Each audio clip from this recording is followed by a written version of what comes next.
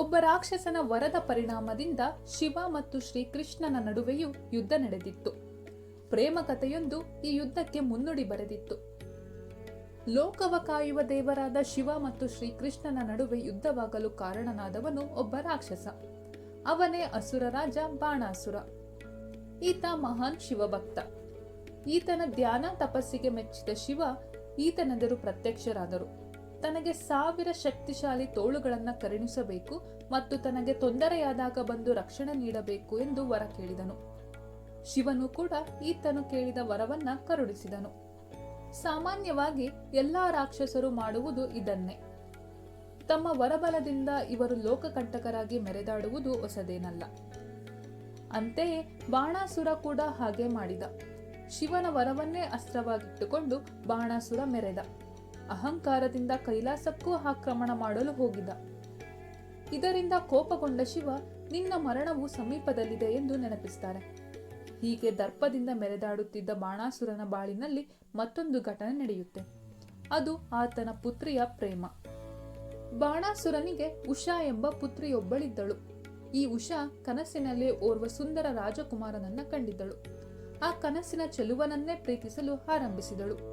ತನ್ನ ಈ ಕನಸು ಹಾಗೂ ಪ್ರೇಮದ ಬಗ್ಗೆ ಉಷಾ ತನ್ನ ದಾಸಿ ಚಿತ್ರಲೇಖಾಗೆ ತಿಳಿಸಿದಳು. ಎಲ್ಲಾ ಮಾಯಾವಿದ್ಯೆಯನ್ನು ಅರಿತಿದ್ದ ಹೀಗೆ ಉಷಾ ಕನಸಿನಲ್ಲಿ ಕಂಡಿದ್ದ ಚೆಲುವನನ್ನ ಚಿತ್ರವನ್ನ ಬಿಡಿಸಿದಳು.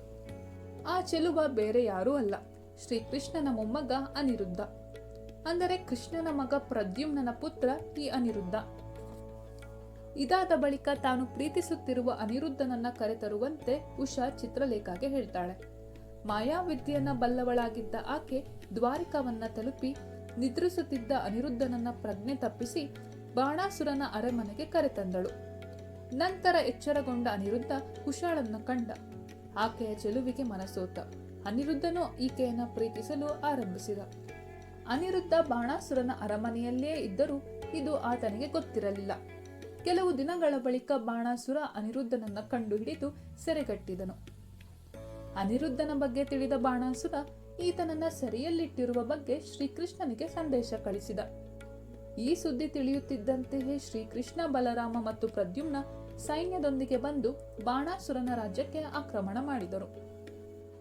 ಈ ಯುದ್ಧದಲ್ಲಿ ಬಾಣಾಸುರನ ಸೈನ್ಯವು ನಾಶವಾಗತೊಡಗಿತು. ಶ್ರೀಕೃಷ್ಣನೆದುರು ಬಾಣಾಸುರ ಶಕ್ತಿಹೀನನಾಗಿದ್ದ. ಆಗ ಬಾಣಾಸುರನಿಗೆ ಶಿವ ನೀಡಿದ್ದ ಇನ್ನೊಂದು ವರ ನೆನಪಾಗುತ್ತೆ. ಅದು ತಾನು ಸಂಕಷ್ಟದಲ್ಲಿರುವಾಗ ಬಂದು ನನ್ನನ್ನು ರಕ್ಷಿಸಬೇಕು ಎಂಬ ವರ. ಹೀಗಾಗಿ ಬಾಣಾಸುರ ಶಿವನನ್ನ ಪ್ರಾರ್ಥಿಸುತ್ತಾನೆ. ಬಾಣಾಸುರನ ಪ್ರಾರ್ಥನೆಯಂತೆ ಶಿವ ಪ್ರತ್ಯಕ್ಷನಾಗಿ ಕೊಟ್ಟ ಮಾತಿನಂತೆ ಆತನ ರಕ್ಷಣೆಗೆ ಮುಂದಾಗ್ತಾನೆ.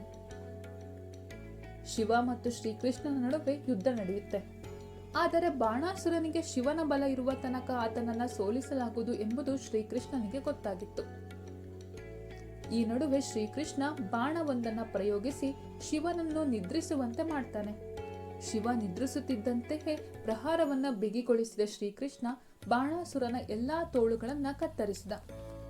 ಇನ್ನೇನು ತನ್ನ ಸುದರ್ಶನ ಚಕ್ರದಿಂದ ಆತನ ಶಿರವನ್ನ ಕತ್ತರಿಸಬೇಕೆಂದು ಸಿದ್ಧವಾಗುತ್ತಿದ್ದನಂತೆ ನಿದ್ರೆಯಿಂದ ಎಚ್ಚರಗೊಂಡ ಶಿವ ಶ್ರೀಕೃಷ್ಣನನ್ನ ತಡೆದು ಬಾಣಾಸುರನ ರಕ್ಷಣೆಗೆ ಮುಂದಾಗ್ತಾನೆ.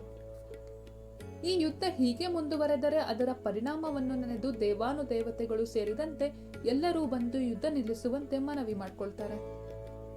ಈ ಎಲ್ಲಾ ದೃಶ್ಯವನ್ನು ಕಂಡ ಬಳಿಕ ಬಾಣಾಸುರನಿಗೆ ತನ್ನ ತಪ್ಪಿನ ಅರಿವಾಗತ್ತೆ. ಶಿವ ಮತ್ತು ಶ್ರೀಕೃಷ್ಣನಲ್ಲಿ ಕ್ಷಮೆಯಾಚಿಸಿದ. ತಾನಿನ್ನು ಸನ್ಮಾರ್ಗದಲ್ಲೇ ನಡೆಯುವ ವಾಗ್ದಾನವನ್ನ ನೀಡಿದ ಬಾಣಾಸುರ ಅನಿರುದ್ಧ ಮತ್ತು ಉಷಾಗೂ ಮದುವೆ ಮಾಡಿಕೊಟ್ಟ. ಇವರಿಬ್ಬರನ್ನು ಗೌರವಯುತವಾಗಿ ಶ್ರೀಕೃಷ್ಣನೊಂದಿಗೆ ಕಳುಹಿಸಿಕೊಟ್ಟನು.